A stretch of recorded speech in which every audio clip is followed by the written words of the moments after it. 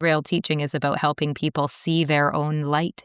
And after walking through my own darkness with illness and uncertainty and so much fear, I understood that the best thing a teacher or a healer could do was to hold a light so that others can find their own way. I had to become the guide that I once searched for in both the classroom and in healing.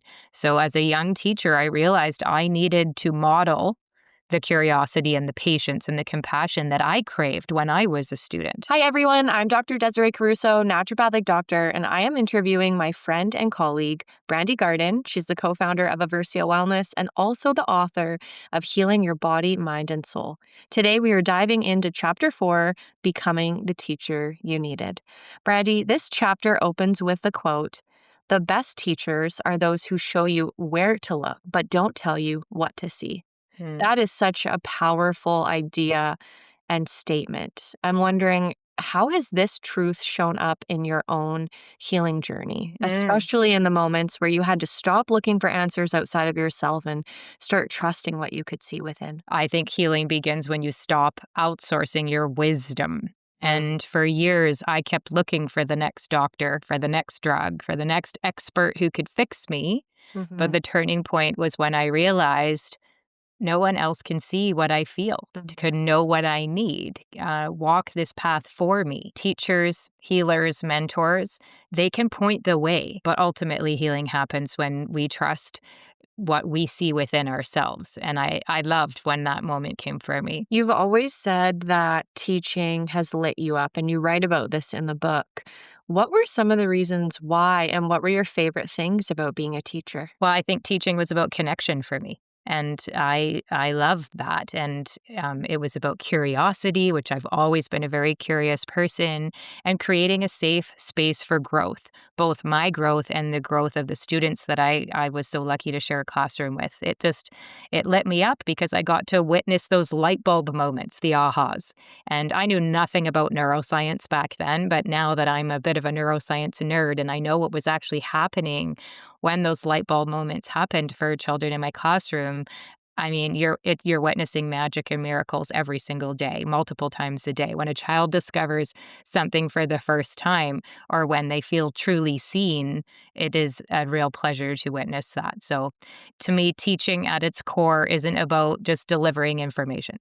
It's about sparking wonder and helping someone believe in their own potential. And there's not a day that goes by that I don't miss that being part of my everyday. You were really inspired by Robert Fulghum's metaphor of teaching as shining a light into dark places. Yeah. I really love that piece in the chapter where you mention his book. What does that mean to you now after your own journey through illness and then healing? Yeah, I think teaching isn't about giving answers to people, right? That would be easy to do. We have AI now to do that. Yeah. To me, real teaching is about helping people see their own light. And after walking through my own darkness with illness and uncertainty and so much fear, I understood that the best thing a teacher or a healer could do was to hold a light so that others can find their own way. And that's what transformation really is. It's not giving people my answers, but helping them uncover their own truth. And that university time when I read that book and the metaphor was so profound. A professor gave me a little piece of mirror as a graduation gift when I got my teaching degree, and I still have that. And thinking about, walking through the world and not being the know-it-all, not having all the answers, but being able to find the light and then reflect it into the dark places. If we were all doing that for others all of the time, the world would be a really different place. Yeah, you talk about that in teaching, but I think that is really special how you have continued to do that in life with friends and the office and community and everyone in general. And I think that's really the special part, is bringing that into life, everyday life. You describe this beautiful vision of your dream school. There's meditation, yoga, nature, creativity, and real food. What does that vision tell us about what's missing in the way we currently think about education and healing? Yeah, we're teaching kids how to pass tests, not how to live well. And my dream school was about, teaching the whole human, the body, the mind, and the soul. And just imagine if meditation and yoga and time in nature and creativity and real food were as normal as math class. That's when the world will change. We would raise a generation who know how to regulate their emotions. This is the biggest thing. This is the biggest thing we need in humanity, right? Emotional intelligence is not the norm. And it's where else are we going to learn it? But we have an opportunity to me in schools to teach kids emotional intelligence and how to regulate themselves and to listen to their bodies and to live with purpose, not just to chase grades, which I think I see still far too often. Imagine a place, right? If that was a dream school and that was a Every reality. day. I dream Yeah. of it every day. I'm manifesting. You also write in this chapter that our education system is a one size fits all, which Mm, is just focused on tests as opposed to curiosity. And it even undervalues children with special needs. yes. How do you think this mirrors the way our health care Mm. system also misses the mark? Wow, great question. I think both systems treat us as numbers, not as individuals. And that's not for everyone. I mean, many of my very close friends are teachers who are not this way, but I'm talking about the system they're working within. And I think all teachers and medical professionals feel that at some point, that they're kind of stuck under the system. And I think that both forget that curiosity and compassion are essential for growth in either way. Education today just tends to reduce children to these test scores too often.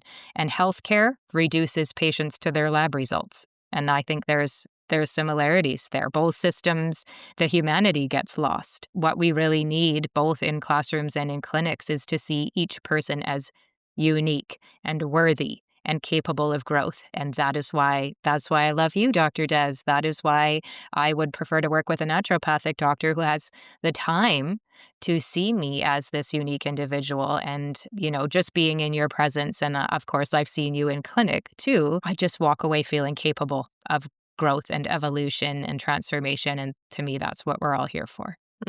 Yeah. All of the parts are the sum of one, right? We Yes. are all encompassing. You write that every great teacher eventually realizes they must become the teacher they themselves always needed. Yeah. What did that look like for you? I think Mark Groves was the first place I heard that quote, becoming the teacher you needed, for sure was me. I had to become the guide that I once searched for in both the classroom and in healing.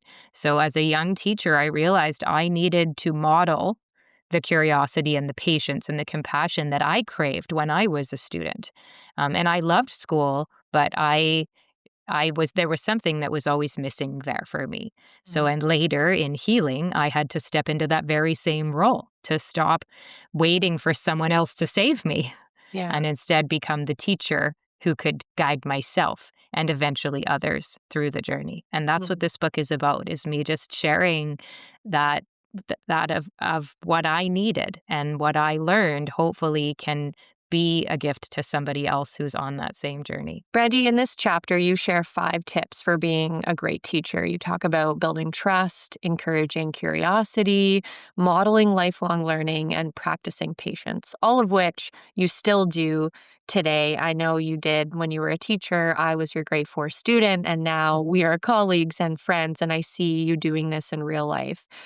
For anyone listening or reading the book, how can they apply those lessons outside of the classroom in their own healing journey? I love that. I think the best teachers in life are also the best students of life. And I know you and I are both lifelong students, right? We're never going to stop learning. Building trust is huge. It's huge. Encouraging curiosity, being super patient, which doesn't come naturally for everyone without conscious awareness on that patience, like taking that extra moment, that I used to call it wait time in a classroom, really listening to someone when they're speaking to you instead of thinking of what you're going to say next while they're talking, and staying open to learning, right? These aren't just classroom tools, these are healing tools. Imagine approaching your own wellness journey with curiosity instead of with fear. Like, it's a real flip, and it can make a difference overnight to just flip that one thing, or switching patience instead of frustration, which is so often what's taking place in a classroom and in a clinic. right? There's waiting that needs to happen. And if you can find, and I think I wrote something in the book about being a patient, made me realize how patient a person I had become, and that has really served me well. So if you apply those lessons inward, you become both the teacher and the student of your own healing along the way. Both at the same time, the duality of embodying that. Yeah. Wow, I love that. Brandy, chapter 4 really reminds us that before we can guide others, we have to become the teacher we needed for ourselves. It has to be for ourselves first. But in chapter 5, Awakening Your Soul, you take us even deeper. Would you say this is the moment where your healing stops being just physical or mental and becoming something much more spiritual? Yeah. Here comes the woo woo. Get ready for it. Here Get comes ready. the woo woo. Don't miss it. Be well, everyone. See you next time.